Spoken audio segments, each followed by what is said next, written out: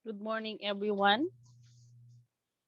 I will be discussing my topic entitled Parasitic Myxozoans and Microsporidians in Farmed Fish, Detection and Identification on Farm Epinephelus malabaricus and Cyprinus carpio, or also known as the Malabar grouper and common carp.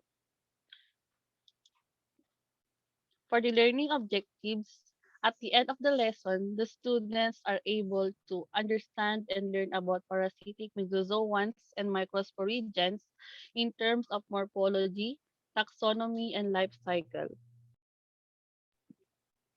Identify the various parasitic myxozoans and microsporidians in terms of species, diagnosis, gross clinical signs, and effect of the parasite to the host. And lastly, determine the corresponding prevention and control on particular disease caused by parasitic myxozoans and microsporidians. For the introduction, aquaculture production has been growing for over 2 decades in Southeast Asia. Fish disease is always a major constraint and threat to aquaculture production in this region. Currently, several emerging diseases are also recognized. These diseases cause large-scale mass mortalities of cultured species, inducing devastating losses to aquaculture production. Common carp is considered to be a very important aquaculture species in many Asian, while groupers are recognized as economically important marine fish and abundantly cultured in Southeast Asia for domestic consumption and overseas export. Various diseases occur in grouper and carp aquaculture and frequently create serious problems.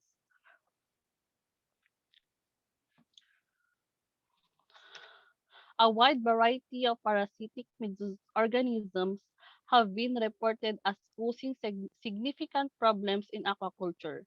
In the hatchery and nursery stages, parasitic diseases of farm fish are caused predominantly by protozoans.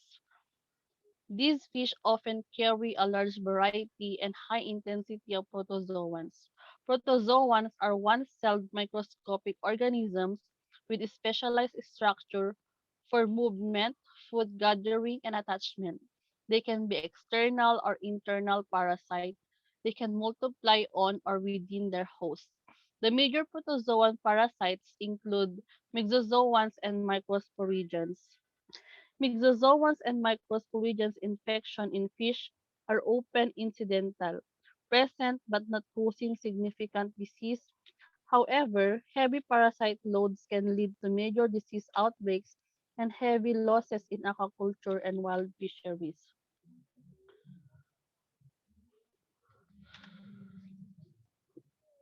Parasitic Myxozoan and Microsporidians.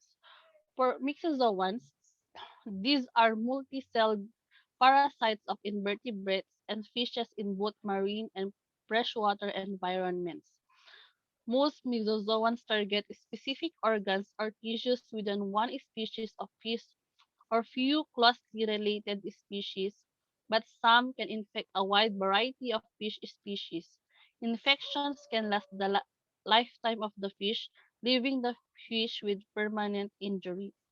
Myxozoans vary in appearance and are classified based upon morphology, size, and shape of the myxospore, including the number and arrangement of cell valves and polar capsule.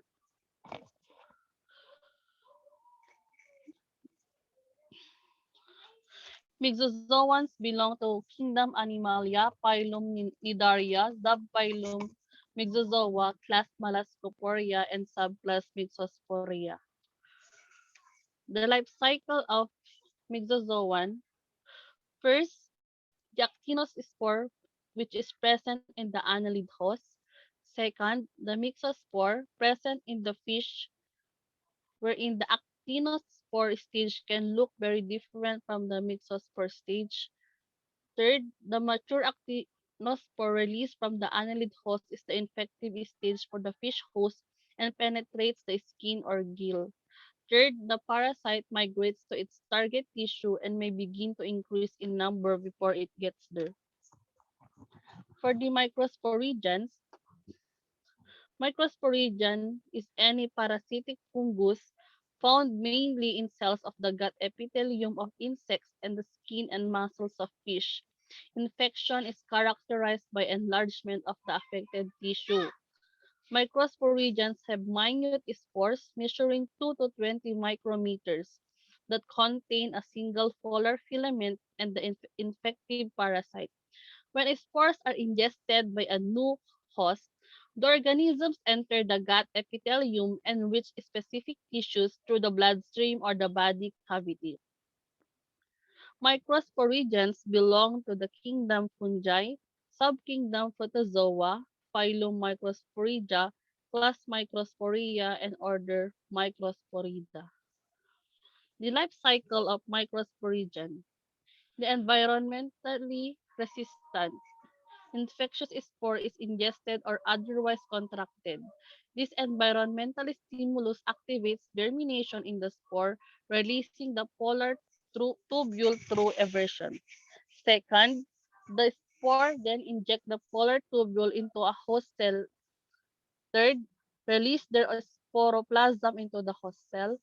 Fourth, the microsporidia merons then multiply either in contact with the host cytoplasm or within the parasitoporous vacuole. Fifth, they then undergo sporogony to further divide and form sporoblasts, preparing the cell for thick exospore layers characteristic of microspores. And lastly, when spores is completely filled the host cell, the plasma membrane is affected and release the spores to its surroundings. The spore may then infect other surrounding cells, be transported to new sites within the host, or be excreted in feces or urine to infect other hosts. The parasitic Myxozoans on grouper. First is the causative agent, Sphaerospora epinepeli, which can cause renal sphaerosporosis. For the diagnosis, it can demonstrate parasite which is done by microscopic observation of spores and developmental stages in affected tissue such as imprints from kidneys. Effect on host. The spores and pseudoplasma of the parasite invade and destroy the kidney, liver, gallbladder, intestine, spleen, and blood vessel. There is necrosis in the tubular epithelium and renal corpuscles of the kidney. For the gross clinical signs, infected, infected fish exhibit loss of equilibrium, floating or turning upside down, some with hemorrhage on the mouth and body surface. A few affected fish show hemorrhage in the swim bladder and swollen abdomen. Next, causative agent is the Myxobolus species, which can cause gill myxosporiosis. For the diagnosis, postmortem inspection, dissection, and histological examination are highly recommended for diagnosis. For the effect on host, the parasite develops inside the gill filament and form the complex cyst encasing the gill tissues. As a result, the gills are congested by the occlusion of the blood capillaries at the remarkable host reaction as the proliferations of gill epithelia or the fusion of gill filament. For the gross clinical signs, the external signs of the disease include flared opercula and masses of 1 to 2 micrometer white nodules on the gills. These nodules are cysts containing many parasites at various stages of development. Next, parasitic myxozoans on common carp is the intestinal giant cystic disease caused by Telogenelus kiteu. For the diagnosis, GEMSA or HE stained tissue section from the intestinal lesions are suitable for the histopathological diagnosis of the sporogonic stages and lesions.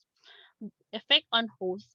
The actual cause of death is an obstructive ileus due to large plasmodial tissue cyst originating from the intestinal mucosa, which eventually obstruct the gut lumen partially or totally.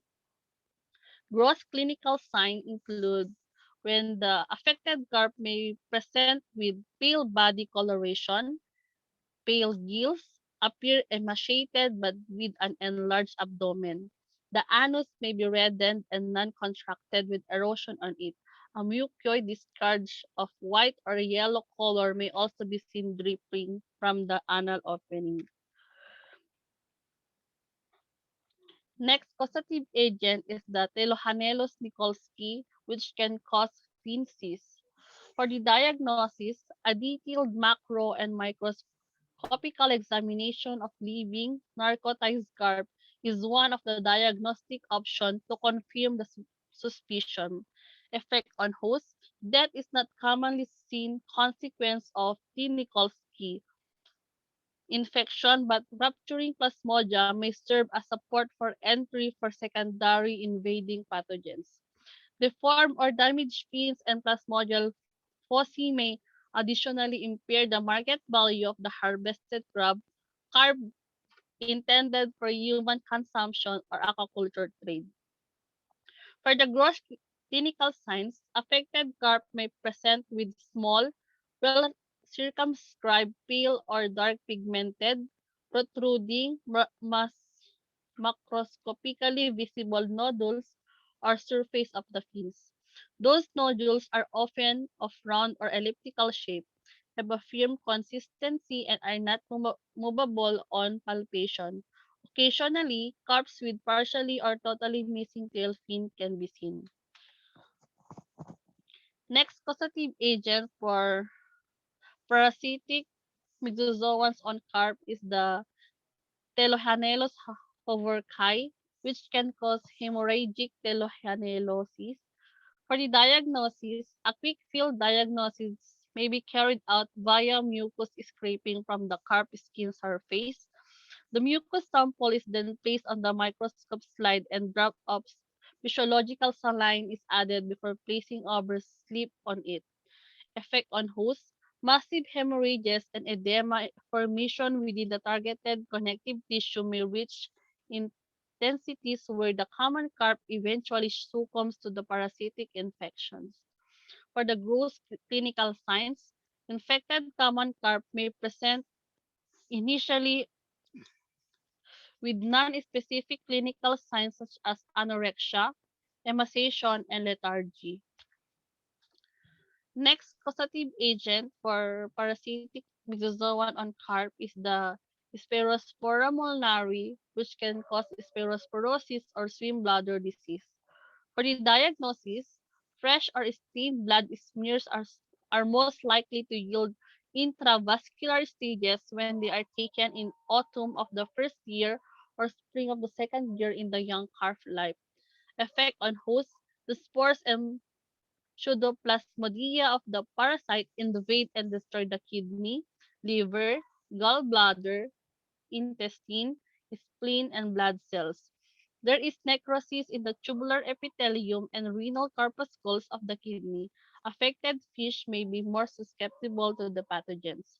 For the gross clinical signs, infected fish exhibit loss of equilibrium, floating or turning upside down, some with hemorrhages on the mouth and body surfaces. A few affected fish show hemorrhages in the swim bladder and swollen abdomen. Next, we can now proceed to the Microsporidians on grouper. Causative agent is the Glugea species which can cause microsporidiosis. For the diagnosis, microscopic examination of fresh squash of gem-sized stained smears from the infected tissue will reveal oval-shaped spores. For the effect on host, mortality on infected grouper by microsporidians is variable. For the gross clinical signs, infected fish have swollen abdomen, brown to black nodules of various sizes, and have been observed in fat tissue and internal organs. Next. Next is the microsporidians on common carp. Causative agent is also place Topora species which can also cause microsporidiosis. For the diagnosis, microscopic examination of fresh squashes of gem-sustained smears from infected tissue will also reveal oval-shaped spores. Effect on host. The spores develop in the fish oocytes and destroy them, causing sterility of the female stock. Gross clinical sign is swollen abdomen. Next, we will also we proceed with the prevention and control on particular diseases caused by parasitic myxozoans and microsporidians. For the disease renal spherosporosis caused by Spherospora epinephelii, preventive methods include efficient water exchange and quarantine of new stock. Infected water should not be used for rearing fish. Ultraviolet treatment of inflow water can be controlled in infective stage. Affected stock must be discarded.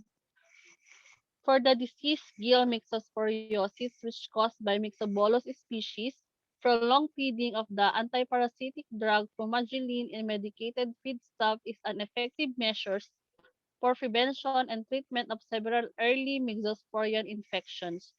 Treating water contaminated with actinospore with UV radiation have been demonstrated to successfully prevent Myxobolus cerebralis infections. For the disease caused by intestinal giant cystic disease,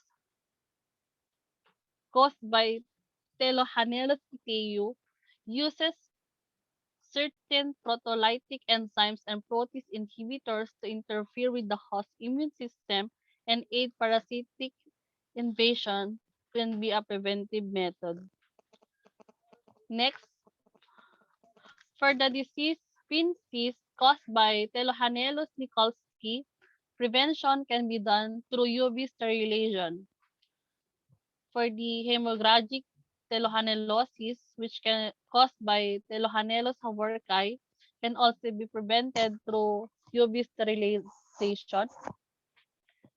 For the disease Spherosporosis in the gills caused by Spherospora molnari, these are presently no treatment against myxozoans in fish destined for human consumption.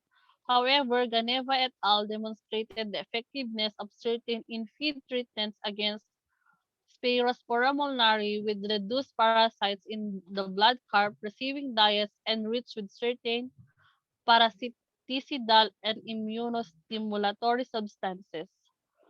For the microsporidiosis caused by Glogeia species and Placopora species, good water exchange, isolation and destruction of infected fish, disinfection of culture system with chlorine or iodine solution, avoidance of feeding with contaminated trash fish are some preventive methods.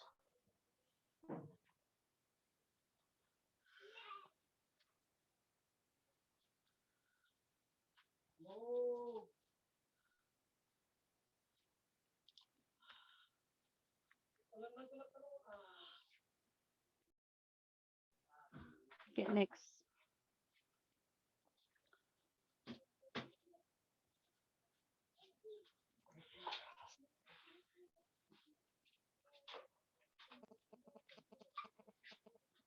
For updates on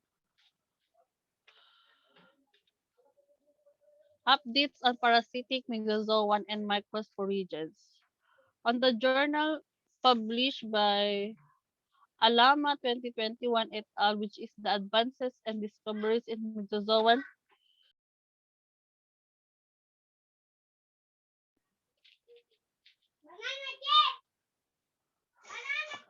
advances and discoveries in myxozoan genomics,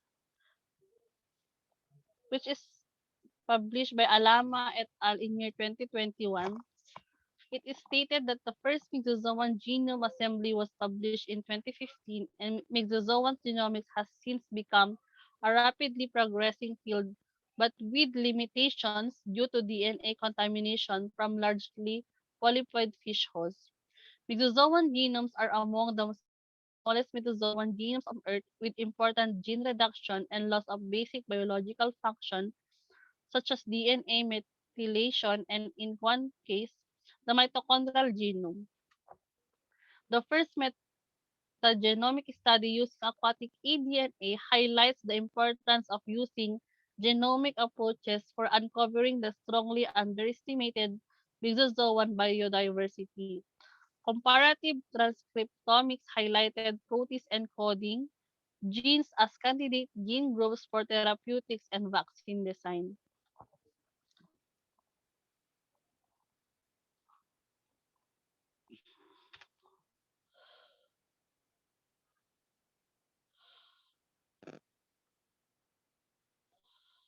Next, Angge. Next update is the first record of Myxobolus insignis in Iraq from gills of the common carp, which is published by Kefaf et al. Also in year 2021, wherein it states that the Myxozoan parasite Myxobolus insignis for the first time in Iraq. It is the 17th species from this genus recorded from the gills of Cyprinus carpio, wherein 2 out of 40 common carp were infected with this parasite, which was found on the gills of the infected fishes. Plasmodia of Myxobolus insignis appear as small, white, irregular seeds which occurred in different sizes at the base of the secondary lamellae of the gills. Description in the spores are subspherical in the frontal view with slightly tapering anterior end. Its length is greater than the width. The polar capsules are large, oval, equal in size, extend beyond the mid-length of the spore, and converge at their anterior points. There is a small intercapsular process at the frontal tip of the spores. Next, for the conclusion, Myxozoans and Microsporidians are two of the most common protozoan parasites. Myxozoans are multi-celled parasites of invertebrates and fishes in both marine and freshwater environments. Myxozoans can have 2 to 13 and 1 to 13 polar capsule. Polar capsule contain a coiled projectile penetrating structure called a polar filament that is released and used to anchor the parasite to the host during the infection, while microsporidian is any parasitic fungus found mainly in cells of the gut, epithelium of insects, and the skin and muscle of the fish. Infection is characterized by enlargement of the affected tissue. Microsporidians have a minute spores that contain a single polar filament and the infective parasite. Next, Angge.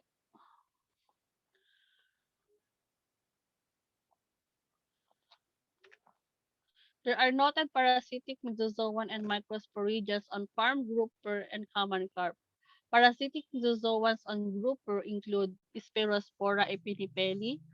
Parasitic Myxozoans on common carp include Myxobolus species, Telohanellus kiteu, Telohanellus nikolski, Telohanellus haworkai, Spherospora molnarum. For the microsporidians on grouper and common carp include Glugea species and Pleistopora species that both causes microsporiodosis. Several diseases are being caused by parasitic Myxozoans and Microsporidians on farmed Malabar grouper and common carp, and it includes renal spherosporosis, gill myxosporiosis, intestinal giant cystic disease, pinces, hemorrhagic telohanelosis, spherosporosis in the gills, and microsporiosis.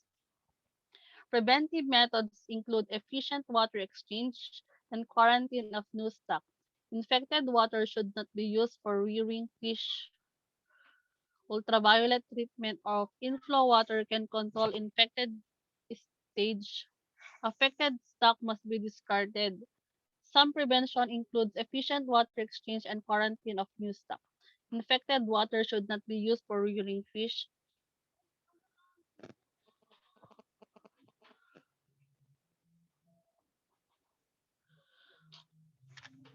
Generally, good good biosecurity measures will reduce the risk of catastrophic losses from infectious disease and low-level losses that over time can also greatly affect the bottom line. Good husbandry is the key to reducing disease susceptibility. These are the list of journals that I use as our references. That would be all, and thank you.